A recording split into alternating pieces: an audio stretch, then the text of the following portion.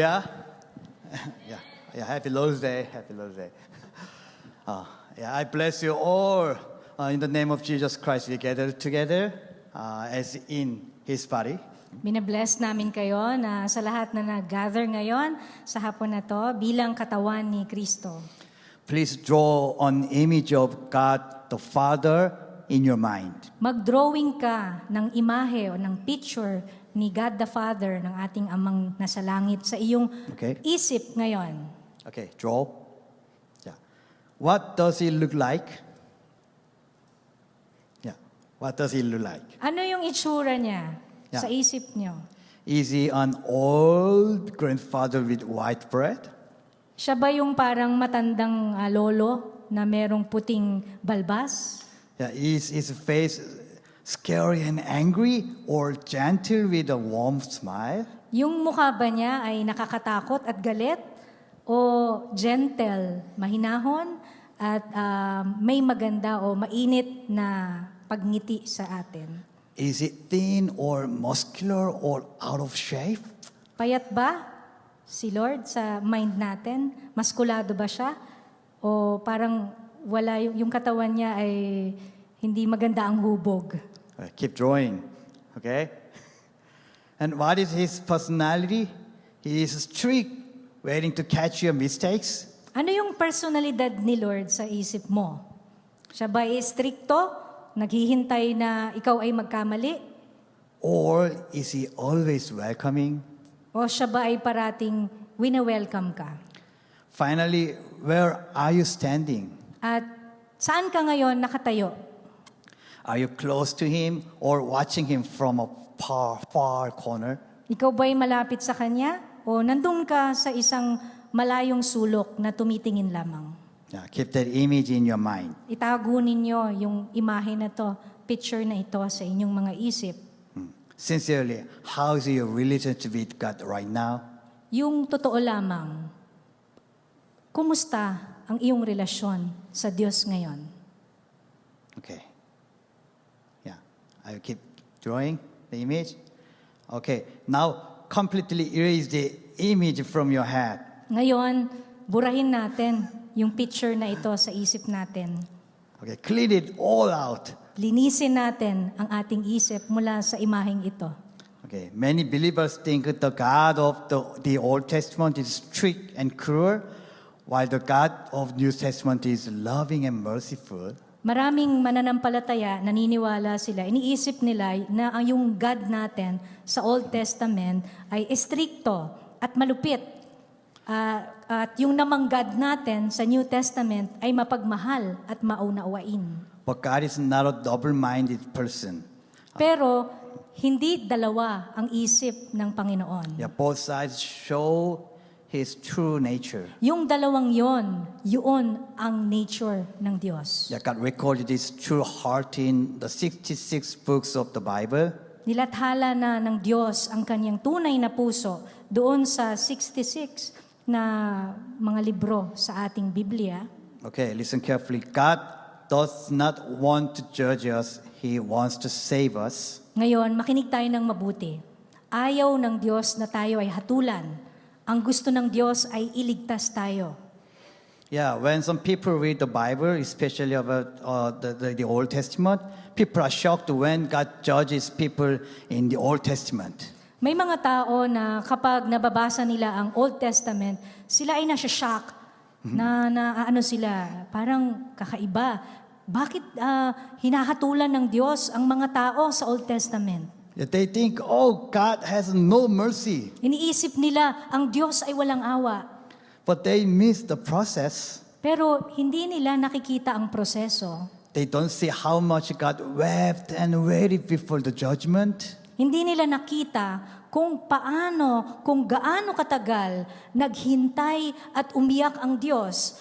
Naghintay siya bago siya magbigay ng paghatol. Yeah, remember Gideon from May? Naalala po ba natin si Gideon nung May?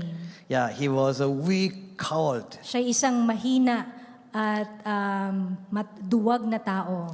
But God was patient. Pero naging mapagpasensya ang Diyos sa kanya. God waited and led him until he became a mighty warrior. Ang Diyos ay naghintay at nilid niya si Gideon hanggang si Gideon ay naging isang magiting na mandirigma. Yeah, Israel's history is also very similar. Ganon din po ang kasaysayan ng Israel.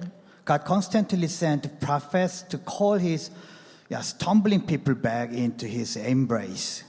Patuloy pong nagpadala ang Diyos ng mga propeta para tawagin yung mga tao na bumalik manumbalik sa Kanya sa tuwing ang mga tao ay nasa stumble or nagkakasala. Yes, even though he loves people, but God must judge sin because he is holy. Kahit na po mahal ng Diyos ang tao, kailangan niya pong hatulan ang mga tao dahil siya ay banal. But even in judgment, he cries out with tears, "Please turn back to me." Pero kahit na po ang Diyos ay humahatol, siya po ay umiiyak at sinasabi niya, magbalik ka sa akin. The biggest misunderstanding is this: God only loves perfect people who never fall. Ito ang pinakamalaking misunderstanding na ang Diyos ay nagmamahal lamang sa mga taong perpekto na hindi nahuhulog sa kasalanan. But this is a lie from Satan. Pero po ito ay isang kasinungalingan mula kay Satanas. God knows our broken and sinful nature. Alam po ng Diyos ang makasalanang kalikasan ng tao. He knows we can fall. Alam ng Diyos na tayo'y nahuhulog sa kasalanan. What God cares about is not the fall itself, Ang mahalaga sa Diyos ay hindi yung tayo ay nahulog sa kasalanan. He cares about what you do after you fall. Ang mahalaga sa Kanya ay kung ano ang ginawa mo natin pagkatapos nating magkasala. Do you hide in guilt or do you look up and seek God again? Ikaw ba'y nagtatago dahil nagigilty ka? O ikaw ay tumitingala at hinahanap mo ang Diyos muli? God declares the person who seeks Him from the fallen place as righteous. Tinatawag ng Diyos na matuwid ang mga tao na hinahanap siya pagkatapos nilang madapa o mahulog sa kasalanan. Proverbs chapter 24 verse 16 confesses this grace. Sabi sa Proverbs 24:16. For though the righteous fall 7 times, they rise again, but the wicked are brought down by the calamity. Sapagkat ang matuwid, mabuwal man ng 7 ulit ay muling babangon, ngunit ang masama ay tuluyang babagsak sa panahon ng kapahamakan. Jesus clearly shows this truth through the tax collector in Luke chapter 18, the verses 13 to 14. Malinaw po na ipinakita ng Panginoon ang katotohanan ito sa buhay ng isang tax collector dito sa Luke. But the tax collector stood at a distance. He would not even look up to heaven, but beat his breast and said, "God, have mercy on me, a sinner. I tell you that this man, rather than the other, went home justified before God." Ngunit ang kolektor ng buwis ay nakatayo sa malayo. Dinala sa ang kanyang dibdib at sinabi, pinupukpok niya ang dibdib niya at sinabi niya, "Diyos ko, kabagan mo po ako, isang makasalanan. Sinasabi ko sa inyo, ang lalaking ito'y umuwing pinawalang sala ng Diyos at hindi ang mga Pariseyo." The truly righteous person is not a Superman who never stumbles. Ang isang matuwid na tao ay hindi parang si Superman na hindi siya nadadapa. It is a person who falls 7 times but turns back to look at God every single time. Ang tunay na matuwid ay isang tao na nahuhulog man siya ng 7 beses ay siya'y tumatayo muli at tumitingin sa Diyos sa tuwing siya'y madadapa. King David was called the man after God's own heart. Si Haring David ay tinawag na isang lalaki na ayon sa puso ng Diyos. He was the ultimate worshiper. Siya po ay ang isang tao na tinatawag na sukdulan ang kanyang pagsamba sa Panginoon, worshiper. Yeah, he obeyed God and danced with joy before the ark. Sinunod niya ang Panginoon, ang Diyos, at siya'y sumayaw ng may kaligayahan sa harap ng arko. But David also had a dark moment. Pero si David ay nagkaroon ng isang madilim na sandali sa kanyang buhay. Yeah, blinded by lust, he took Uriah's wife, Bathsheba. Dahil nabulag siya sa kanyang pagnanasa sa isang babaeng may asawa na. Kaya ang ginawa niya, ninakaw niya, kinuha niya si Bathsheba mula sa isang lalaki na sundalo na si Uriah. Yeah, to cover it up, he sent his loyal soldier Uriah to the front lines to die. At para pagtakpan ang kasalanang ito, ipinadala niya si Uriah, yung lalaki, doon sa harapan ng digmaan para mamatay. He committed both adultery and murder. Siya ay nagkasala ng pakikiapid at pagpatay. God could not ignore this sin. Hindi ma-ignore o hindi pwedeng baliwalain ng Diyos ang kasalanang ito. But his heart was restoration, not destruction. Pero ang puso ng Diyos ay ma-restore si David, hindi para siya ay sirain. He did not deny so many worship songs from Psalm. Marami pong mga worship songs ang Psalm. doon sa book sa Psalm na inawit o sinabi ni David. He sent the prophet Nathan to confront David. Kaya ginawa ng Diyos ay nagpadala siya ng propeta, si Nathan, at para kumprontahin ang kasalanan ni David. Yeah, Nathan told a story about a rich man stealing a poor man's only lamb. So si Nathan, Prophet Nathan, nagkwento siya kay David tungkol sa isang mayamang lalaki na nagnanakaw ng tupa ng isang mahirap na lalaki. Yeah, David was furious. Galit na galit si David sa kwento. Yeah, then Nathan looked into his eyes and shouted. At si Nathan ay tinignan sa mata si David at sinigawan niya si David. You are the man. Ikaw ang lalaking yon. David did not make excuses.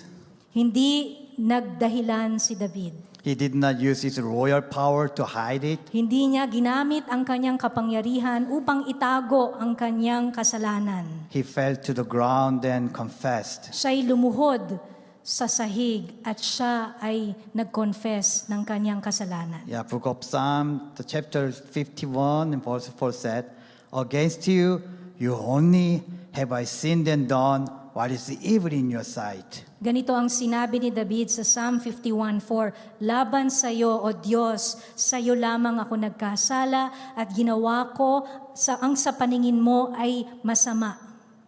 Yeah, David fasted for 7 days on the hard ground. Si David ay hindi kumain ng 7 araw at siya'y nanatili sa matigas na sahig.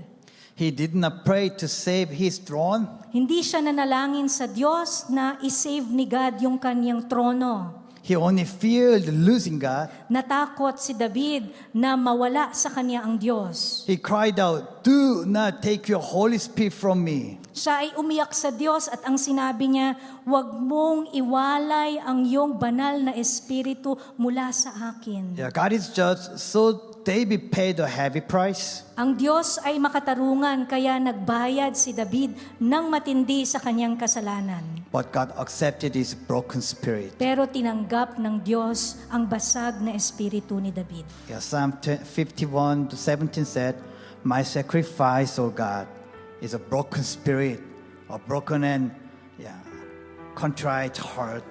You, God, will not despise. Ito ang sinabi ni David sa Psalm 51:17, ang hain ko, O Diyos, ay sirang espiritu, isang pusong wasak at nagsisisi ay hindi mo hahamakin, O Diyos. Yeah, God saw his true heart and set him as righteous again. Nakita ng Diyos ang puso ni David at siya'y ginawang matuwid muli.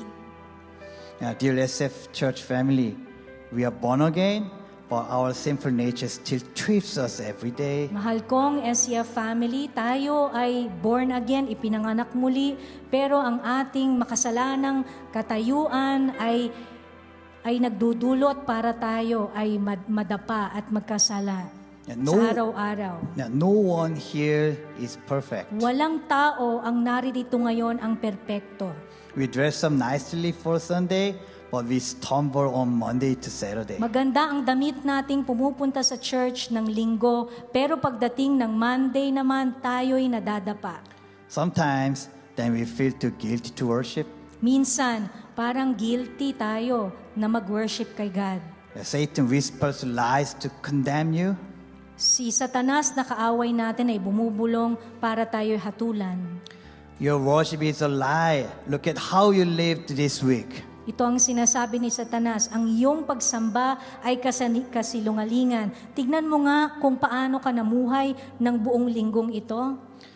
You have no right to pray. God is completely disappointed in you. Wala kang karapatang manalangin. Talagang masama ang loob ng Diyos sa iyo.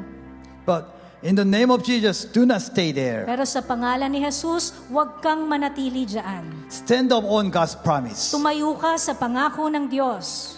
God counts you as righteous when you seek Him from the dirt. Ikaw ay tatawagin ng Diyos na matuwid kung ikaw ay maghahanap sa Kanya mula sa iyong pagkakadapa.